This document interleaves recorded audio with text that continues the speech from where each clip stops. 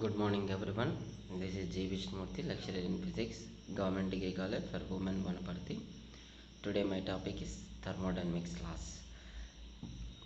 Thermodynamics laws are four are there: zeroth law, first law, second law, and third law. Here, the laws of thermodynamics. The thermodynamics laws: zeroth law, first law, second law, and third law. The first law, thermal equilibrium in thermal equilibrium, and first law is energy is conserved, its from can be converted, and second law deals with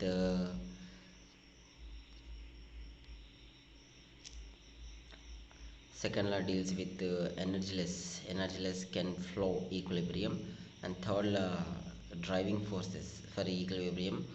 So these are called as the four laws of thermodynamics. Here the introduction of the thermodynamics laws. The four laws of thermodynamics define fundamental physical quantities. Those are temperature, energy, and entropy that characterize thermodynamic systems at thermal equilibrium.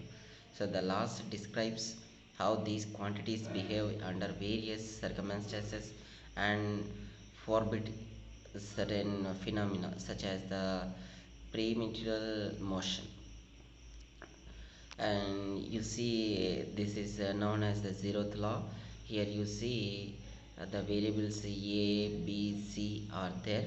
The zeroth law is stated as when a is equilibrium with the b, and b is equilibrium with the c, then automatically a and c are the equilibrium into each other. So this is known as the zeroth law. So zeroth law, here also you see this.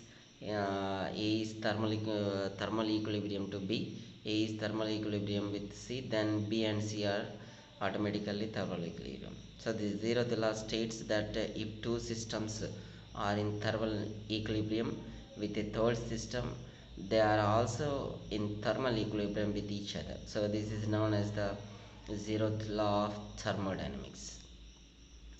And the zeroth law of thermodynamics is their explanation. Here you see this, the figure shows the thermal equilibrium of zeroth law.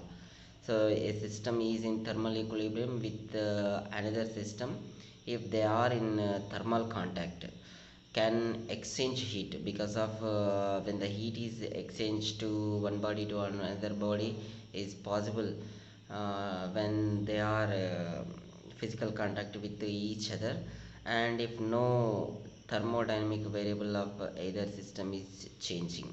The zeroth law, if the system B is in thermal equilibrium with both system A and here you see A and with system C, then system A is in thermal equilibrium with the system C. So therefore temperature is meaningful a property of thermal equilibrium.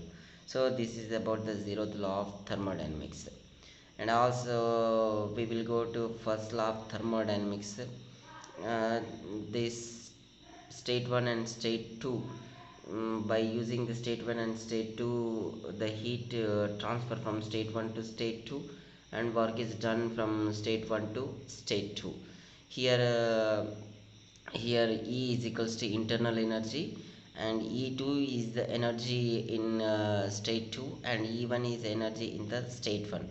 So the difference between the E2 minus E1 is gives the net amount of energy which is transferred from state 1 to state 2.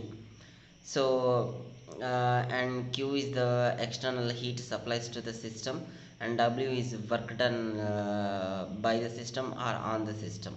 So any thermodynamic system in an equilibrium state possesses a state variable called the internal energy, that is represented with the E between any two equilibrium states. The change in internal energy is equal to the differences of the heat transfer into the system and work done by the system. So the first law of thermodynamics is represented with the equation is E2 minus E1 is equals to Q minus W, or sometimes it is also denoted with E2 minus E1 is equals to capital U. So therefore U is equals to Q minus V, and also we will get an equation Q is equals to U plus W. So here U is the internal energy of the system and W is work done, and Q is the external energy or external heat applies to the system. So this is about the first law of thermodynamics. And also here you see the energy transmission, energy before and energy after. Here this picture also showing the thermodynamics first law.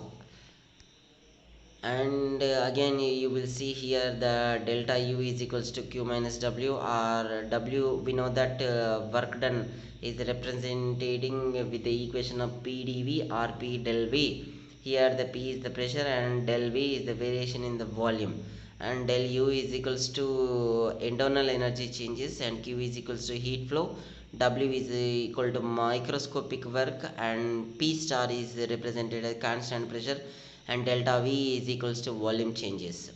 Here you see this is showing the picture is shows about when we apply some external force, that is work is applying on the system, then the heat is flow from the system because of the pressure and will be increases as well as the volume is decreases. So that's why the work is done on the system, then some of the heat will flow from the system. So the internal energy of the system will be changes. So therefore the internal energy delta U is equals to Q minus W. So here you see this the internal energy change results from the combination of heat flow and work between the system and its surroundings. In this example, the internal energy of our ideal gas system becomes greater. The particles are moving faster in the final state, so that the because more energy entered the system, enough work then departed the system as heat flow. So because of the rapid moving of the molecules in the system, some of the heat will be generated, that heat will be flow from the system.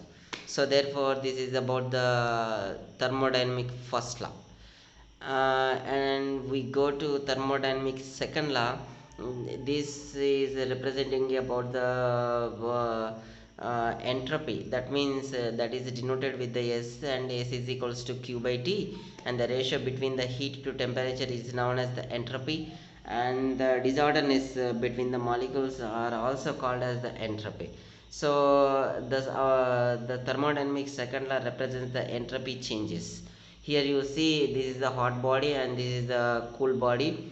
So when we contact with each other, then the heat will be flow from hot body to cold body. So there exists a useful thermodynamic variable called as the entropy, a natural process that starts in one equilibrium state and ends in another will go in the direction that causes the entropy of the system plus the environment to increases for a inversible irreversible process and to remain constant for a reversible process. So therefore for yes final state is equals to yes initial state, then the process is known as a reversible process. When yes final state is greater than to yes initial state, then that process is known as the irreversible process. We know before we are going to second law of thermodynamics, we will discuss about the entropy. So entropy is a thermodynamics property. The entropy means the disorderness between the molecules in a system is called as the entropy. So when the molecules are in different positions in orderless, then the entropy will be increases. For example, in gaseous state, the molecules are in different positions. The distance between the molecules are increases, and disorderliness will be increases in the gases. That's why. So the entropy is increasing in the gas. But here in the solids, The atoms are arranging in a particular manner, that is the order manner. So therefore the entropy will be less. Because of the entropy means the disorderness between the molecules is called as the entropy. So that we are going from solid state to gas state, then the entropy will be increases. So entropy also depending upon the temperature and heat. The entropy is inversely proportional to temperature and directly proportional to heat. So when we apply the heat to the system, then heat is absorbed by the molecules, and they are moving rapidly in the system. So that's why the order will be disorder will be increases. That's why the entropy is increasing with the increasing of the heat.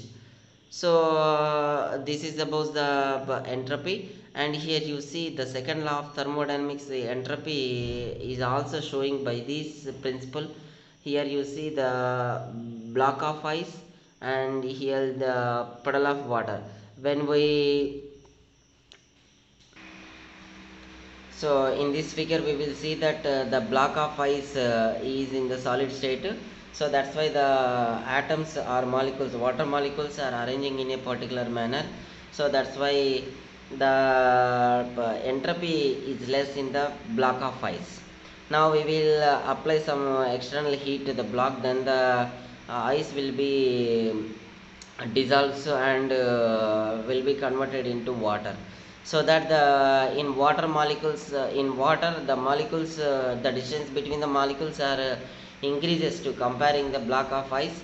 So that's why the arrangement of molecules in a water will be less stable. So that's why the disorderness will be increases to block of ice is converting into puddle of water. So that's why in this direction, when the ice is converting into water, then delta S will be increases. When the water is converting into block of ice, then the entropy will be decreases. So this is about the entropy and second law. And now we are going to third law of thermodynamics. So that indicates as it is also indicates the entropy. Here you see in this the perfect crystal. In perfect crystal, the arrangement of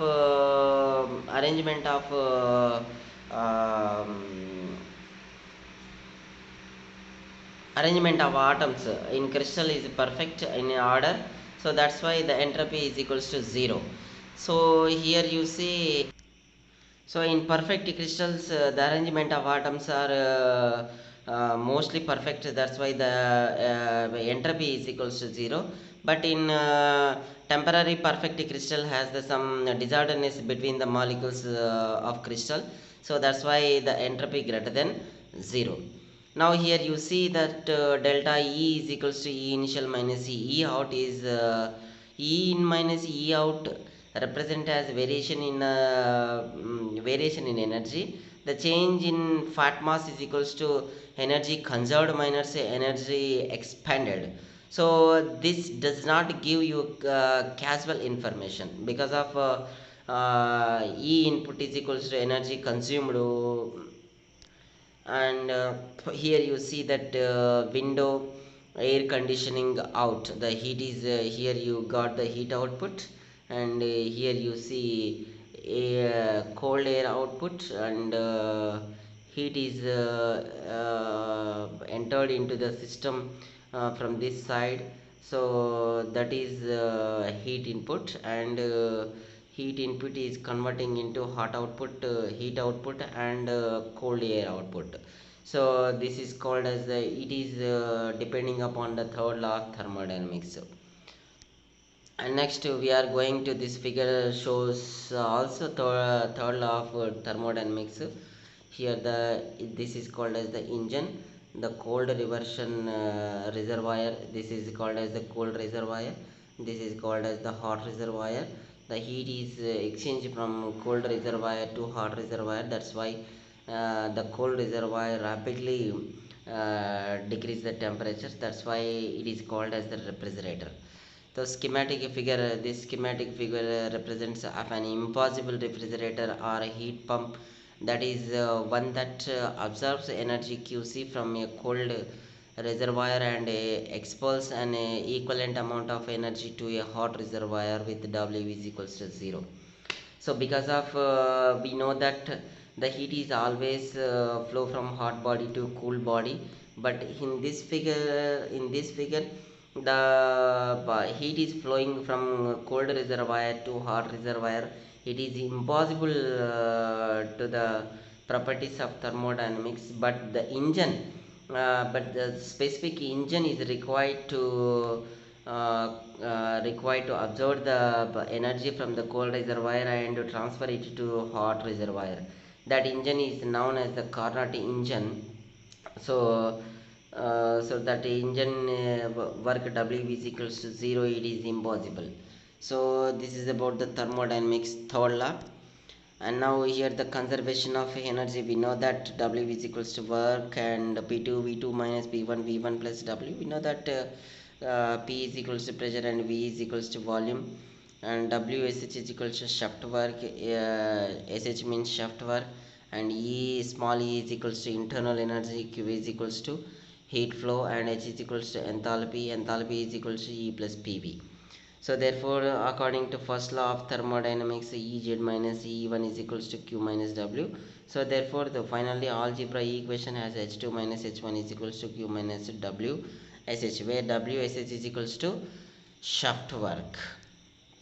And here you see the temperatures and heat flow diagram is showing this. So this is the heat, and heat will be converted into work, and remaining heat will be flow to cool body, and we will capture the some of energy from hot body. That is energy sorry heat is absorbed from hot body is denoted with the Q. So this Q is used for two things.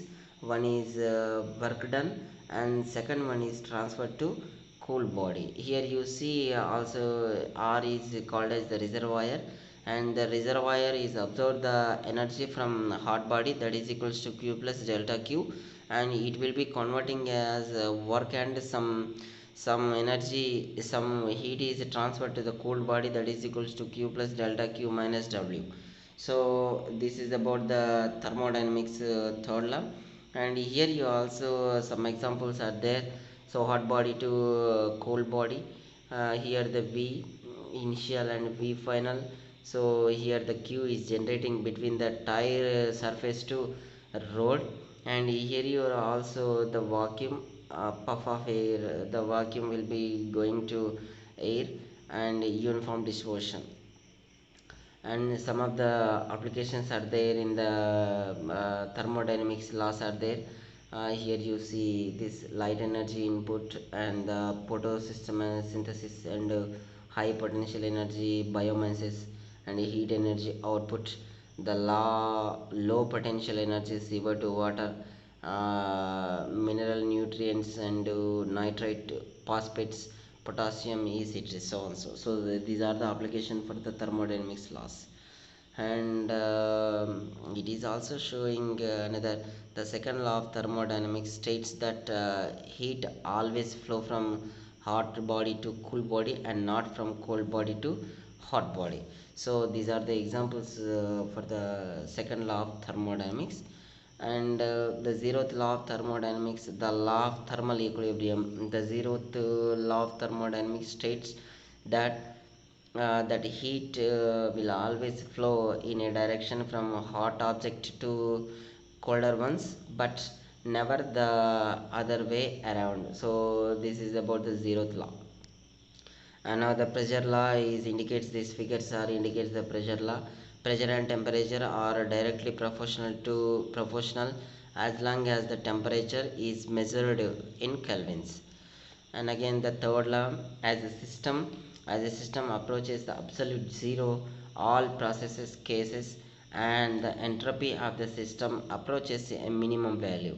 If the entropy of each element in some perfect crystalline state be taken as zero at the absolute zero of temperature, every substance has a finite positive entropy, but at a absolute zero of temperature the entropy may be become zero, and does so become in the case of perfect crystalline substances. Here you see the heat, temperature and work. This topic are covered in another tutorial, and are fundamentals to understanding the thermodynamics. Take a look. The zeroth law is there, and the energy balance in a big efficiency diesel engines. So how a diesel engines are working by using the thermodynamics. So heat energy out in cooling water 21 units per hour, so it is useful work out 41 units per hour. So this is about the sum of application of thermodynamics, the energy balancing, the nature, nature's heat tax.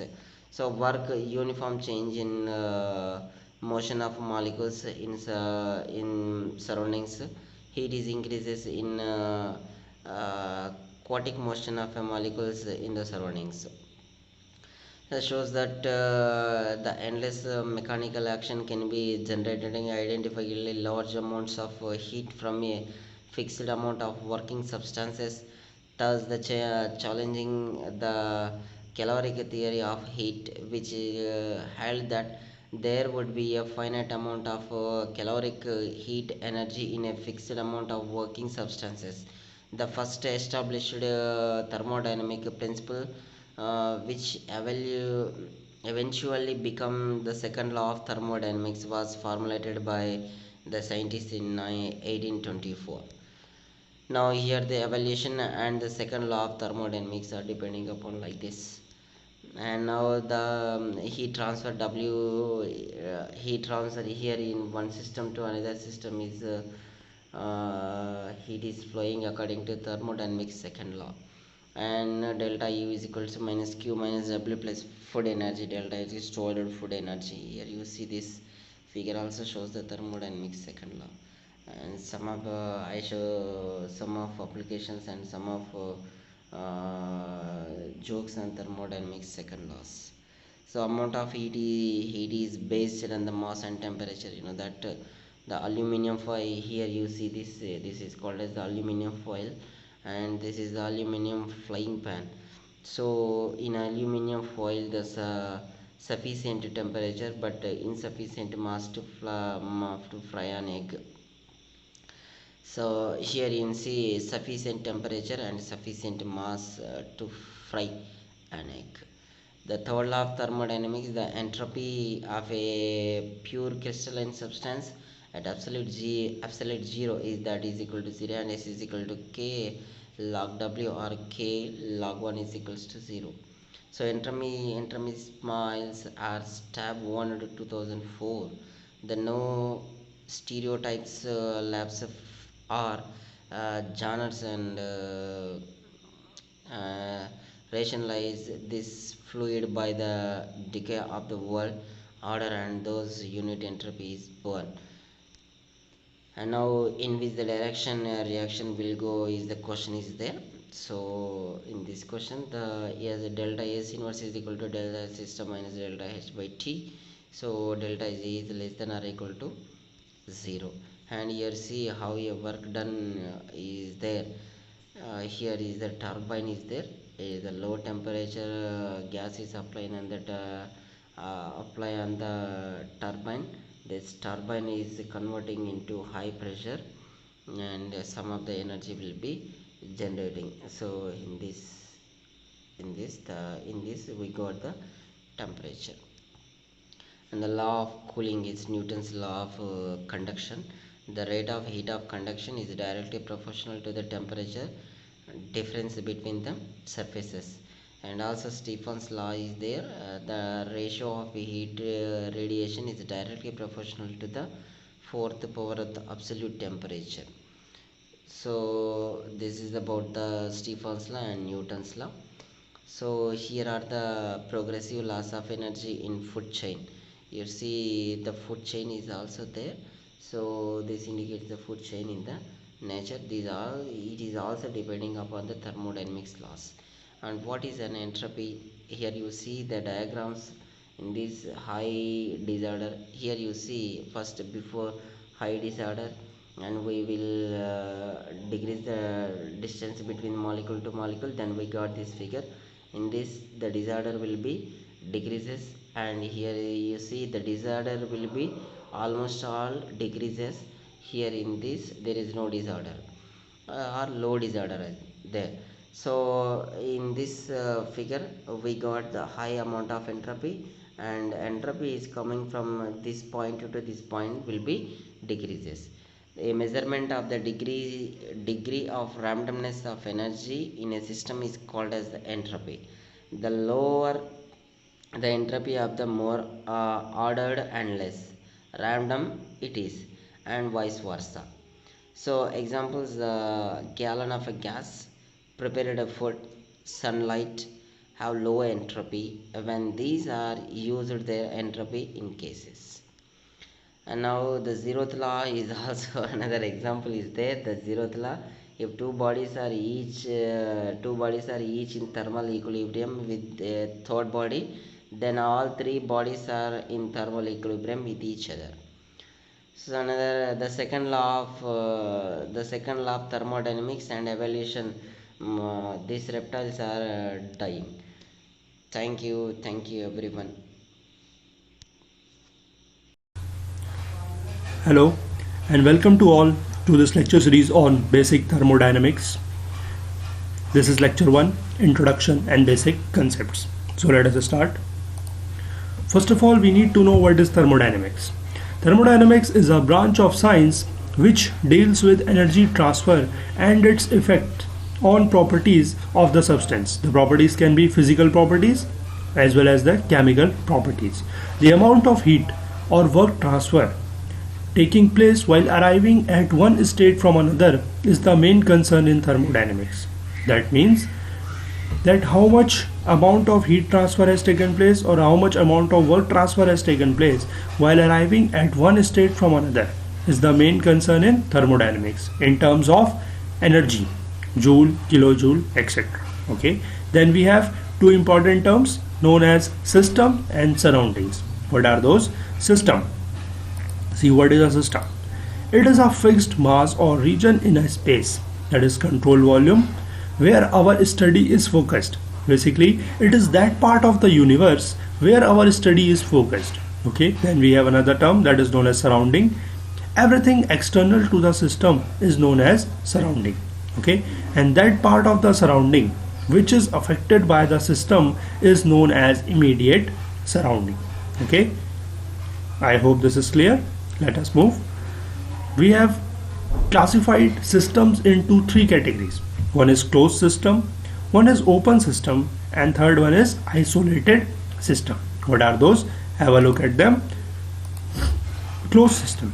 It is a type of system in which only energy interaction and no mass interaction take place. Okay, simple example is piston cylinder arrangement without valves. Means no mass can enter or no mass can leave the system. However, energy can enter or energy can leave the system. That is a closed system. Then we have an open system. What is it? It is a type of system in which both energy and mass interactions take place. Means energy and mass can enter into the system and also can leave the system. That is known as open system. Example is piston cylinder arrangement with valves. Then we have third category, isolated system. What is it?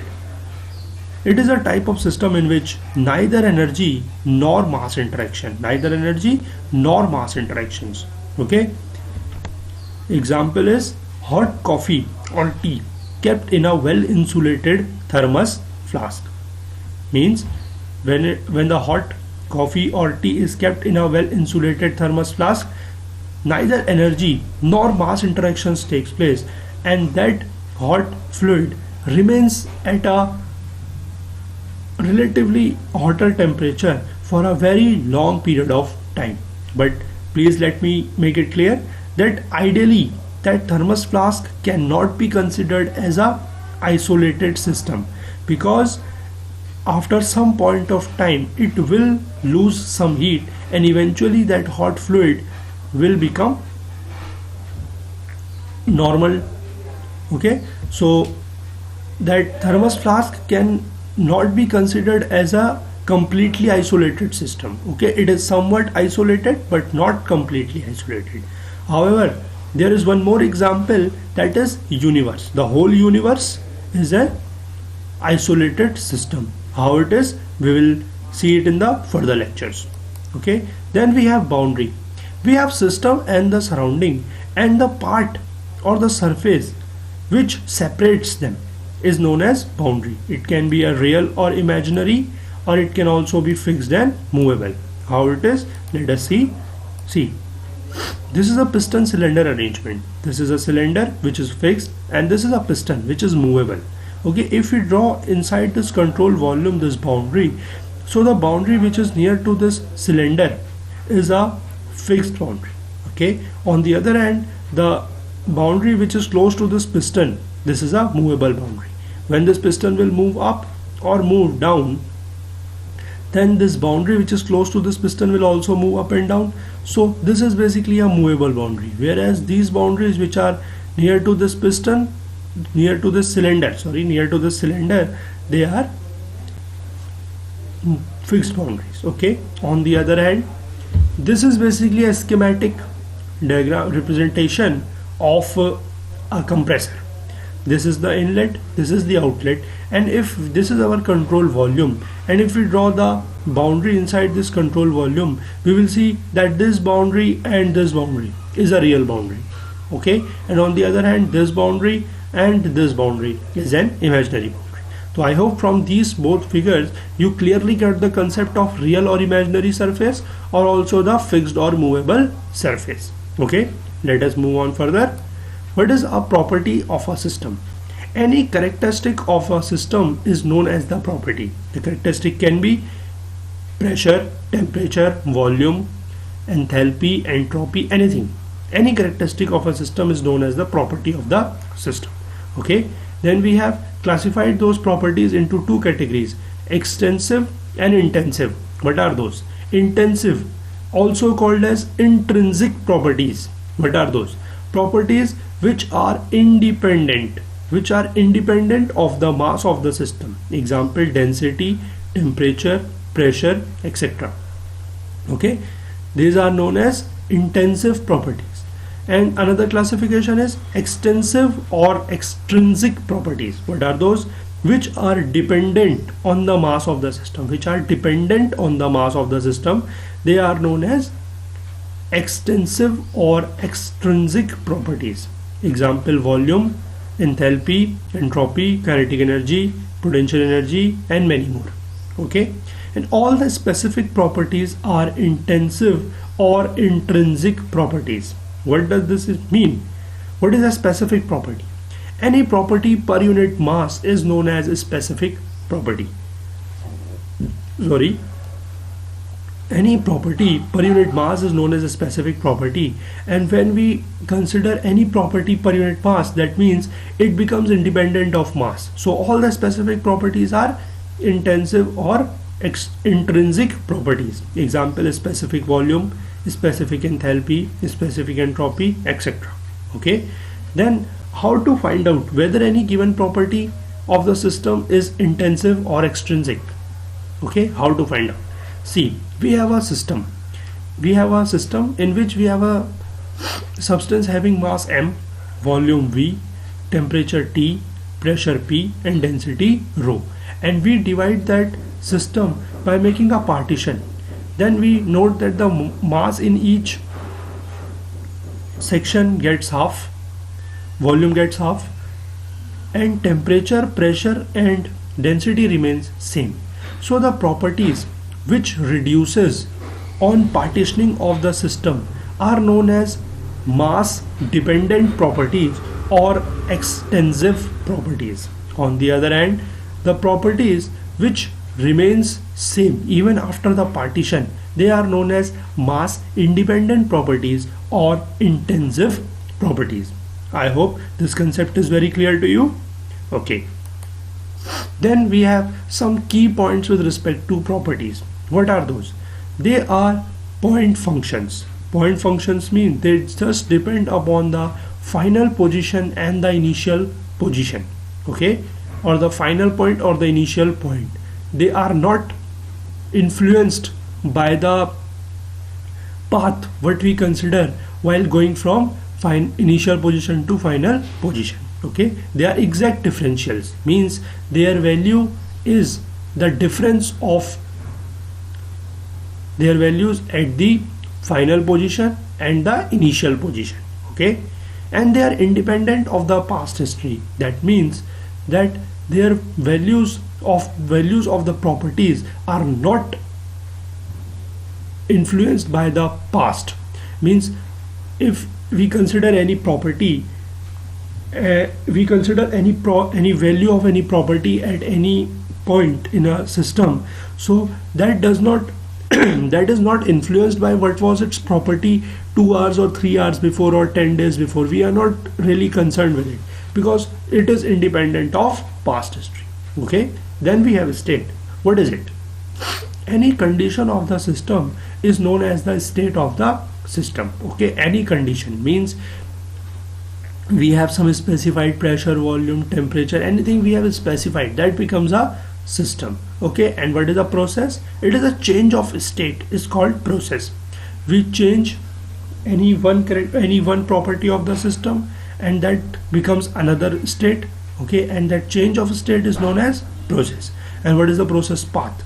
The infinite states through which the system passes while going from initial state to the final state is called the process path. We have state 1 and we have state 2, and the infinite states through which the system passes while going from initial to final state is known as the process path. The process path can be constant pressure path, constant volume path, constant temperature path, okay, adiabatic path, anything can be there. That would be specified what is the path.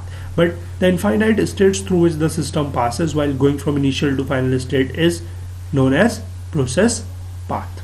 Okay, then we have classification of processes. Processes are broadly classified into two categories. What are those? Quasi-static and non-quasi-static, and reversible and irreversible. What is those? Quasi-static. It is that kind of a process that occurs infinitely slow. Means any process that is occurring infinitely slow, that is known as a quasi-static process, and they are represented by joined lines on the property diagrams. Okay, then non-quasi-static process, it is that kind of a process that does not occur infinitely slow. Okay, does not occur infinitely slow, that is non-quasi-static. Occurs infinitely slow, quasi-static, and they are represented by dashed lines on the property diagrams. Okay, then we have another classification, reversible and irreversible. What is those? It is a kind of process which can be reversed in direction following the same path and without leaving any effect on the system and the surroundings. So on observing this statement, you will find three conditions. What are those? Reversed in direction, following the same path, and without leaving any effect on the system and the surroundings. These are three conditions. If all these three conditions are satisfied, then only we will say that the process is a reversible process. Okay, so these three properties are reversed in direction, following the same path, and without leaving any effect on the system and the surroundings. If any of these three properties is violated, any one or two are violated or three are violated, then we say that the process is not reversible. Okay, so for the process to become reversible, all these three conditions need to be followed. Okay, then we have quasi-static. We have some important points. We have all the quasi-static processes are not reversible. Okay, please make it clear, this is not all the quasi-static processes are not reversible, but a reversible process is always quasi-static. A reversible process is always quasi-static. Means, what is quasi-static process? That occurs infinitely slow. If a process is occurring infinitely slow, that does not mean it is a reversible. For a process to be reversible, those three conditions which I have told you in the earlier slide, that needs to be followed. Okay, and if any process follows that three conditions, it becomes reversible, and it is always quasi-static. Okay, then quasi-static compression and expansion of a gas is reversible process. Okay, then we have macroscopic and microscopic analysis. What is those? Macroscopic analysis. In this analysis, average molecular behavior is taken into consideration. Okay, we will not take the individual molecular behavior. We will consider the average molecular behavior, how the molecules are behaving on a whole, on an average basis. That is our main concern in macroscopic analysis. Okay, and this approach is valid till the concept of continuum holds good. What is that? The mean free path of the molecules is very much less than the system dimensions. Okay, what is the mean free path of the molecule? Mean free path of the molecules means the distance traveled by the molecules between successive collisions, and if that distance traveled by the molecules between successive collisions is very much less than the system dimensions, so it is known as the concept of continuum is valid, and in that case we will consider the macroscopic analysis, and the average molecular behavior will be taken into consideration. Okay, on the other hand, when the system becomes rare, that means when the mean free path of the molecules becomes of the order of the system dimensions, then the individual molecular behavior is taken into consideration, and that is known as microscopic analysis. And please make a note, properties like pressure, stress are valid only when the concept of continuum is valid, otherwise they are not valid. Okay, and in this case, when the system has become rare, we need to use another theory that is known as a rarefied gas theory. Okay, I think this is clear. Okay, now pressure. One very important property, pressure. What is it? What is the cause of pressure in gases? Pressure in gases is due to the forces occurring because of the colliding molecules with the surface, and it acts normal to the surface. Okay, pressure is a function of density and temperature. Okay, pressure is a function of density and temperature. What is density? Density is density is directly proportional to the number of molecules colliding. More the number of molecules colliding, more will be the density. Okay, and colliding velocity is directly proportional to temperature. Okay, see, according to kinetic theory of gases, this CRMS, that is root mean square velocity, is given by under root of 3RT by m, where R is the characteristic gas constant, T is the temperature, and m is the mass. Okay, and in liquid, the pressure in the liquid is due to repulsion between the molecules. In the liquid, there is repulsion between molecules, and due to that there exists pressure. Okay, then we have thermodynamic equilibrium. What is it?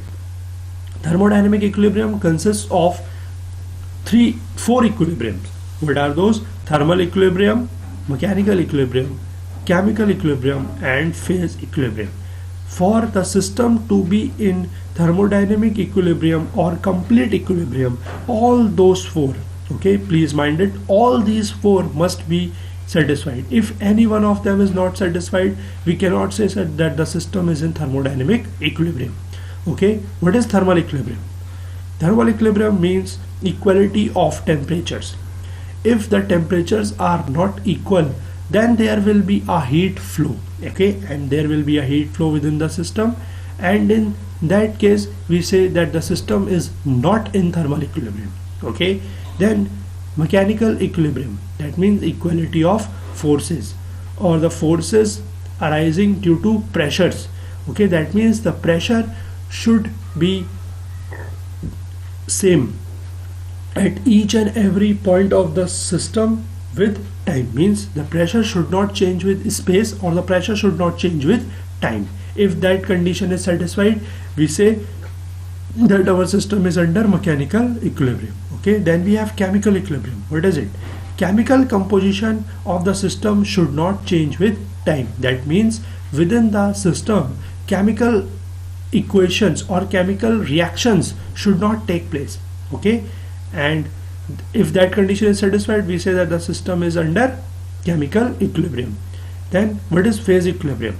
Mass of each phase should remain constant with time. That means if a system is comprising of more than one phase, then mass of each phase should not change with time, or it should remain constant with time. If this condition is satisfied, we say that the system is under phase equilibrium. Okay, what is phase and all this? We have solid phase, liquid phase, vapor phase. These all we will consider in a later part of this lecture series, when we will consider about the properties of the pure substance. Okay, so that's it for this lecture. In the next lecture, we will come up with thermometry, zeroth law of thermodynamics, and in the further lectures we will move on with first law and second law of thermodynamics. Okay, so thank you for watching this lecture and have a good day.